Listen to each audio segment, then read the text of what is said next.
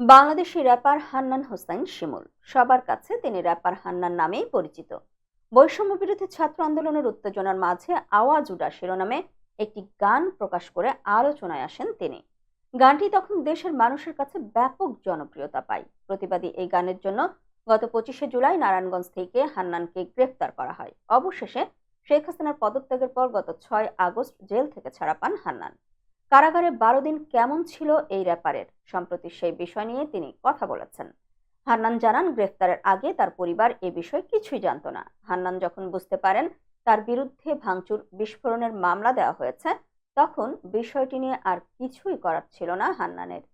এই র্যাপারের কথাই যখন আমাকে কারাগারে নিয়ে আসা হয়, তখনই বুঝে গিয়েছিলাম এখানে আমাকে কিছুদিন থাকতে হবে। বাকি দিনগুলো খুব কষ্টে কাটবে। প্রথম কয়েকটা দিন ছিল খুবই দুঃসহ। তিনি বলেন, প্রথমে আমাকে টাওয়ারে রাখা হয়েছিল। বাইরে বের হওয়ার কোনো উপায় ছিল না।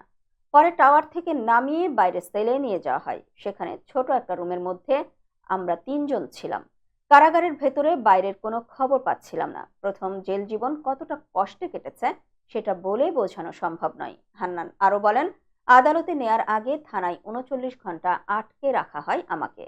আদালতে পাঠানোর আগেও আমি জানতাম না আমাকে কি অভিযোগে এখানে আনা হয়েছে। পরে জেনেছি ভাঙচুর বিস্ফোরণের মামলা দেওয়া হয়েছে আমার বিরুদ্ধে। জেল জীবন থেকে মুক্তির অনুভূতি জানিয়ে তিনি বলেন, জেলে থাকাকালীন অনেকের আইনি সহায়তা পেয়েছি। দেওয়ালে দেওয়ালে গ্রাফিতি করেছেন, কেউ কেউ ব্যানার নিয়ে আমার মুক্তির জন্য মিছিল করেছেন। সবাই আমার জন্য এত কিছু করেছেন, আমি যখন জানতে পেরেছি আবেগে চোখের পানি ধরে রাখতে পারিনি।